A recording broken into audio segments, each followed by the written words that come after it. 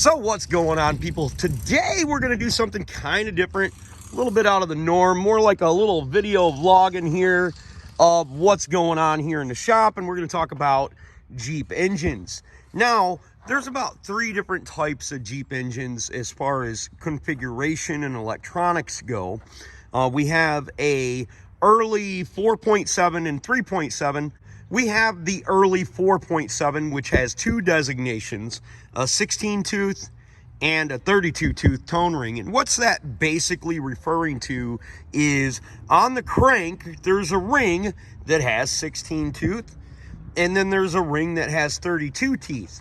Now, the reason that them rings are 16 teeth versus 32 teeth is for measurements. Now, this goes back to government mandates that you need to be more precise on measuring the timing to make the engine more efficient.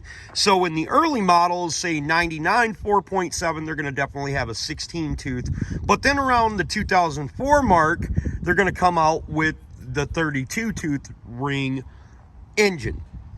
Now, I'm not 100% certain, but I believe the 3.7 always came with the 32 tooth ring. Now, the differences in the later years are not only the rings, but then they become the EGR system, which is bolted over here to the side of the head. Now, here's the thing. With the newer models, they'll either have an EGR valve here or they won't. They'll always have the platform here, but it may not be drilled out. It may not be tapped, things of that nature. So what's up, YouTube? My name's Clay with the Clayway here in Muskegon, Michigan. And if this video is helpful, please consider subscribing, clicking the notification, sharing my videos, and give me them sweet old thumbs up. If you get to a spot in the video that you're particularly looking for, please rewind the video, turn the volume down so you don't have to listen to this old mouth run and let them suckers play from front to back. You can even do that at nighttime if you dig what I do on this channel. Just turn the volume down, go to sleep. Rest that little head down there. Remember, if anyone else can do it, I promise you, you can do it too. Don't be the next to them, be the very first to you. And remember, YouTube videos aren't only about how to do something, but also why you're doing it. That will lead you down a road to understand your automobile and make future repairs because you know more about it. So, we're going to get back to the video, and I'm going to show you guys why you can take an older motor and put it in a newer car, or take a newer motor and put it in a older Jeep. Pretty cool stuff. Now, let's say you wanted to take a newer engine and put it inside an older vehicle. Now, you could, the newer engines are always going to be 32 teeth, so you don't have to worry about that, and it'll definitely bolt up and all of that stuff. But you're going to have this EGR valve. So in that situation, you would just primarily keep the EGR valve. But what about if you wanted to go from 2006 to 2008, when the 2006 is not going to have the EGR valve, but the 2008 does? Now, that's where this kind of gets a little bit fickle. One of the things that's going to happen during that kind of transformation from either backwards or forwards, going the opposite way with my hand, so don't pay attention to that crap. Anyways, so if you want to go backwards to something and you want to go from the 2008 to 2006, it's pretty simple as far as it goes to get rid of this EGR. You're just going to end up changing the exhaust manifold, and over here you're going to see a hole on the exhaust manifold. Now, in my situation, we're actually going forwards, so we're going to take an older engine and put it in a newer vehicle. But there's a little catch here. This engine I built last year. It's actually a newer style head that we just unblocked the EGR valve. I'm going to go in there and show you that. Now, just so everybody knows, the 4.7 and the 3.7, no matter what year they are, with the exception of the tone ring, which I'm going to talk about later on, are the same. The cylinder head on the driver's side is a little bit different. It's going to have a pedestal there, or it's going to have a non-drilled pedestal there. Them are the biggest difference, and then obviously your upper electronics. But the cylinder heads, the timing, the engines, they're all pretty much the damn same, except for the reluctor ring and that pedestal back there. Obviously the plastics and stuff are a little bit different. Sometimes the valve covers are metal, sometimes they're plastic. These intakes are different on whatever kind of model that goes in there. And the exhaust manifold, depending on if it has this drilled out or it doesn't have it drilled out, are different on the driver's side. Okay, so this is a newer style head, which means it's a 2008 or newer cylinder head, and it has a hole right here, but you can see that our manifold does not cover that hole, which means that when I installed this in the vehicle, I didn't use my EGR. Now, this was installed in a 2006, and the thing ran beautifully, but because I'm taking it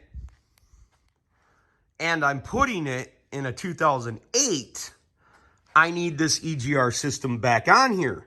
So what I'm going to do is I'm going to take my manifold from my 2008 engine and I'm going to put it on my 2006 / 2008 cylinder head. And then that manifold will cover that hole. And then I'll be able to bolt my EGR valve to the back of my cylinder head and it'll be good to go. Some other things that you may need to note is when the older configuration might have older plugs, like here on your knock sensors, you're probably going to need to change them over. You just need to take a look. And then over here on your cam sensor, which is right there, you may have a different plug. Now, one thing to know that you folks may or may not know about doing timing, if you did your timing incorrectly on the 4.7 or the 3.7, if you unplug that cam sensor and the engine runs correctly, or semi-correctly, I should say, much better than it would with the timing off, you definitely got a tooth off on your timing. Another thing that might be interesting to you is if you ever swap one of these engines out and you want to go put this back plate on here, make sure that you take a punch and a chisel, and you see how that's just curled over there? That will hold that plate on there when you go to install that engine. It makes it so much easier to try to get that engine in there with that plate held down to the back of the motor. So now we're going to go ahead and change out this exhaust manifold, which Mason's already doing. And we're going to take some parts off that core motor we got outside, flip them onto this thing, and we should be good to go. Now, another thing that we also will have to do, obviously, we need to use the intake and stuff. We can use everything from the block. Should be the same sensors and stuff like that, with the exception of the ones that I talked about, and possibly this coolant temperature sensor here. Now, I didn't have this problem when I was out here taking this EGR off, but I could see where somebody would have this problem at home. These are T45 bolts. Now, I soaked them down, but there's no holes underneath there for the penetrant to get up underneath the bolts, at least not on this side. It's capped off at the bottom. On this side, it's open. So what I recommend is you use an impact driver to get them loose, because I can't imagine working underneath the hood and having these things break off when you're trying to change the EGR valve. That would be terrible. So hopefully that bit of advice helps you folks. Okay, so let's say you wanted to use like a 2004 32 tooth tone ring engine in a 2010 Jeep or Dodge, whatever. You want to use that older engine in the newer application. Well, obviously, you're going to use a lot of your same parts. The only problem is that you're going to run into is that these holes are probably not drilled, and this hole probably isn't through there. Now, the reason that you would use an older one, the early model, is because technically speaking, they're actually better. The early model 3.7s and 4.7s had a tensioner assembly on the front timing that didn't have weep holes in the upper tensioners on both sides. Without them weep holes, it doesn't have as much friction on the timing chain, so the older model engines actually last longer, believe it or not. At least that's been my experience. They still overheat, and sometimes they crack on the inside of the engine and stuff if people weren't keeping them cool and they had some kind of problem. But if you buy one of the newer ones, when you go to change the timing, make sure you change out the timing chain sensors. You can actually look at my video on that. It's kind of neat where we take it all apart and I show you the difference between the tensioners and how to reset them and stuff like that. But if you were going to do that and you wanted to drop your EGR valve on here, it might not actually have to physically work, but you want to be able to plug it in because that EGR has that tube that goes up to the intake right here. And you need to be able to have it back as close to factory as possible. I don't think that if you just bolted the EGR to here and had the tube running up there and had it plugged in, that you would even get a check engine light. I don't know how it would run because I don't know what the engine's going to do when it thinks that it's getting exhaust gas recirculated through it.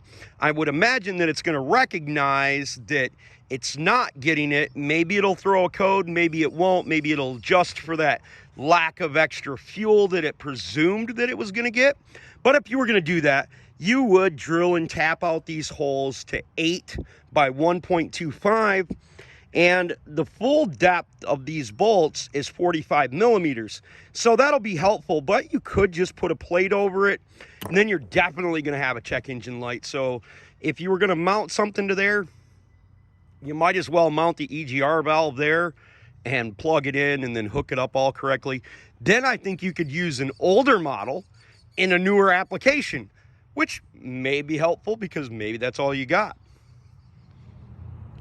Okay, so what I need is a little bit of help from the community to help other people out there. I don't specifically personally need it myself at this moment, but maybe in the future. Let's say you got a cylinder head that doesn't have the holes back there, and you want to put it in a later model that you need to use the EGR valve. Let us know if this is open on all of the heads or if it's closed off. I'm pretty sure it's there on all of them, but I would be curious of how you open that up, you know, just in case you wanted to be able to use a cylinder head off of anything, because these cylinder heads are identical through all of the years with the exception of this EGR port. So when you look for one of these cylinder heads and they say EGR, non-EGR, right hand mounting bracket, not right hand or left hand mounting bracket, blah, blah, blah. Be kind of interesting. Just put that down in the comments for everybody. Then we'll all know. Okay, so if you've done quite a few of these, you know that holding this back plate on here is a real pain in the butt. So what you do is you just take a little punch, and it can be a flat punch, it can be a whatever, and you give her a little punch on there and you make a divot. And you see how we did that with the little pick punch? Right there. Now, also, if you're new to this, make sure your pins are out of your transmission, so when you go to install the engine, it'll slide right in. And if you do have pins located inside the transmission, what you first want to do, if you got an air hammer available, is take a flat one, knock the pin back, then you can take a punch bit and knock the pin out, because sometimes they get frozen and stuck inside there, and that's why they're still in the transmission and not inside the engine. Okay, so if we're going from like a 2004 to like a 2008 or newer 3.7, there's a couple of other things that we're going to have to change. Our PCV valve system is different on our 2008 to 2004 model, so we have to switch a couple of things over, and Mason's switching them right now. One is the PCV valve right there itself. The other is going to be the oil filler neck. On the older version, the oil filler neck will have the PCV system in it itself, and on the newer version, it's going to have it back there, and then that means that we have to change these tubes, like this one right here, to function on our newer vehicle. Okay, so our new filler neck on our later version 3.7 is not going to have the PCV valve like this one does. And that's what I'm talking about. Another difference in these older versions which this is the older version cam sensor, and the newer version is obviously this cam sensor. So we need to swap them out. Well, she was definitely worth putting a new motor in, and she runs flawlessly. We switched all that stuff over from the old engine to the new engine, changing it from a 2006 engine to a 2008 when we actually started with the 2008 engine. But if you follow my instructions and you use the proper tone ring engine, you can make just about any one of these work. Now, if you understood what I was saying in the video, the cylinder head might not necessarily be necessary to switch over from the older, like say the 2004 to the 2008, because you could plant that EGR valve on there. That's what I'm trying to stress, and I'm not sure how it came out through the video. But if this video was helpful and you dig what I do down here on the Clayway, please consider subscribing, clicking the notification, sharing my videos, and giving me them old sweet thumbs up. Always keeping in mind, if anyone else can do it, you can do it too. That I promise you. If at nighttime my videos were helpful, please turn down the volume and open up that laptop computer. Turn on one of them sweet Clayway playlists and let them suckers play from front to back. God bless, folks. Have the best of days.